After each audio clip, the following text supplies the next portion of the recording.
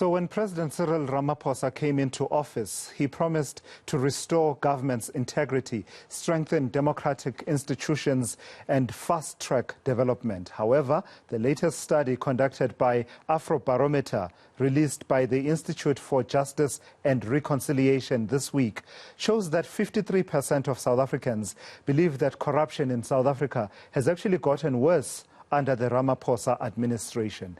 This is a big contrast to the positive perceptions when he first entered office. Jaynisha Patel from the Institute for Justice and Reconciliation joins me now to share some of their findings. Jaynisha, thank you for your time. So just talk to me about what the findings have been here. It seems like a majority of South Africans believe the situation has gone from bad to worse, and this contrasts with when Ramaphosa started, in that people believed that things were getting better in as far as corruption is concerned. Yes, thank you. Good afternoon to you and to your viewers. I think, let me just sort of start by premising what we had done here. And, what we had done was said to ourselves, okay, President Ramaphosa has positioned himself as an anti-corruption politician and leader, and we wanted to really see if the public perceive that he's fulfilling this mandate. And, just to be clear, this is not a comparison with corruption under Zuma, but if we were to compare for the sake of it, overall perceptions of corruption in 2016 were higher than what we have found in our 2021 survey.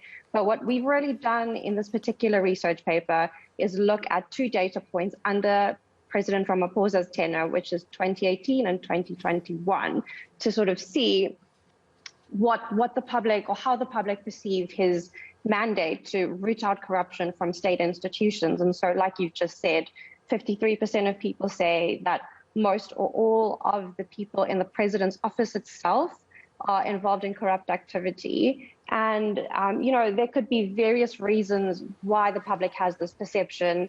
I won't speculate too much on it, but just to name a few, it could be that there is greater transparency within this presidency. It could be, the ongoing Zondo Commission, which dominates the news a lot.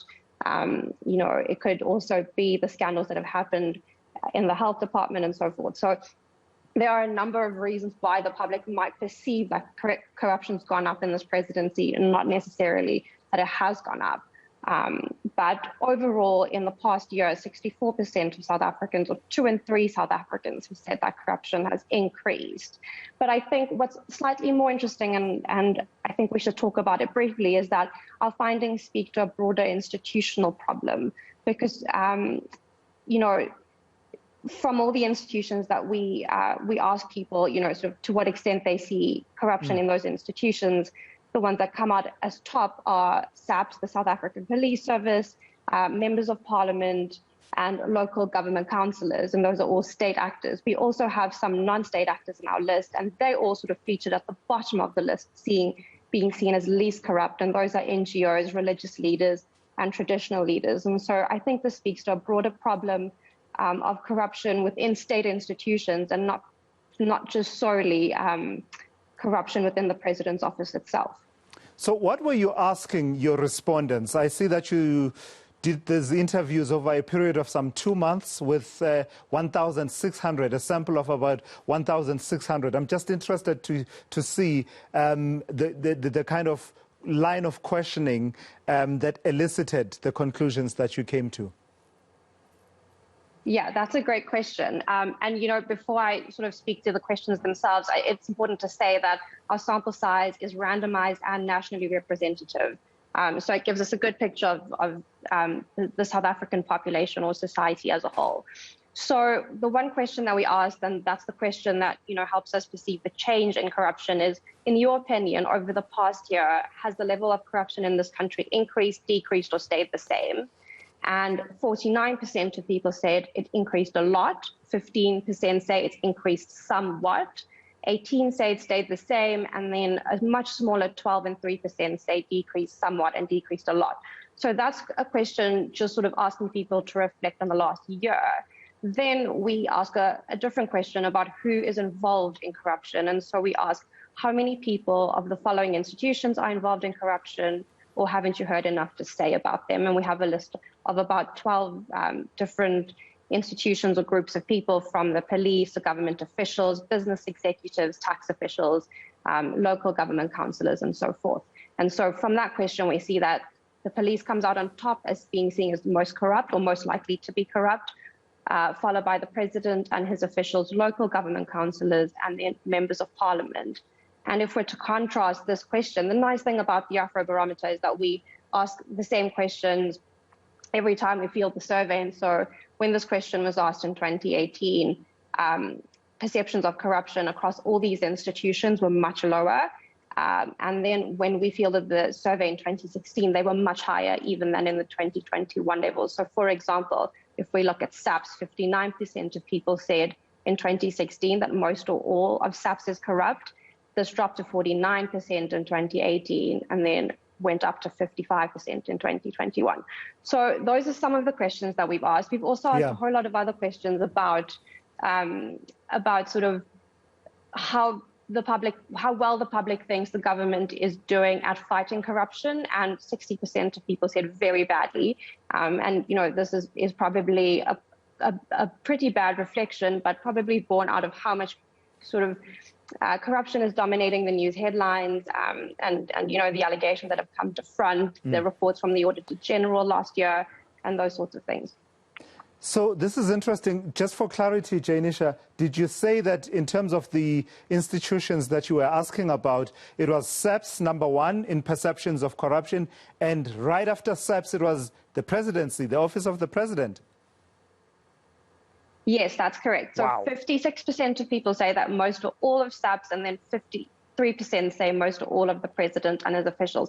But if you want to, or if your viewers would like to see this report in detail, it's on the Afrobarometer website, and you can sort of, comb through all the findings in greater detail. Very quickly, Jaynisha, what is the point of all of this? Given that, I imagine that, if you are Cyril Ramaphosa, you shouldn't dismiss it and say, oh, well, it's a survey of some 1,600 people.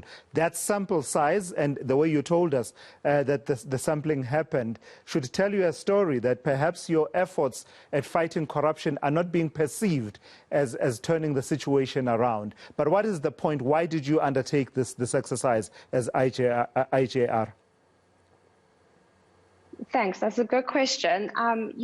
We ask a whole lot of questions, so our corruption module is just one of them. But I believe my colleague was on here last week talking about trust in institutions, which had been declined. But really, the whole point of the Afrobarometer is really to measure the public mood on issues of governance, of development, and those sorts of things. And it really helps to give government and policymakers an idea of what the public is thinking, how they can adjust their thinking. And this in particular tells us that the public don't see that efforts are strong enough. It speaks to possibly the need for more assertive, independent oversight. Something else that came up was that South Africans feel it's unsafe to report corruption, or that they risk retaliation if they do. And that's a really interesting finding, because it tells us that South Africans need safe reporting channels to report corruption. And just to speak to that really quickly, in 2018, 34% of people, or 1 in 3 South Africans, said they could report corruption without fear. And now in our most recent survey, only 1 in 5 people, said that they could report corruption without fear. So, these tell us a whole host of things, to the extent that people are dissatisfied with how the state is handling corruption, but also it tells us about the channels for reporting corruption and how open the civic space is. And those are sort of important conversations that we need to be having. All right. Thank you for having this conversation with me. Thank you. That's Jaynisha Patel there from the Institute for Justice and Reconciliation. There's something to ponder there, Cyril Ramaphosa and your executive. I mean, who can blame South Africans who feel that things are getting worse, right? The types of people that have emerged, whose names have emerged in relation to allegations of corruption, have included ministers, have included people who are MECs, and other players within the state in the last year and a half. And therefore, it shows in the perceptions of corruption that South Africans have, at least according to this survey.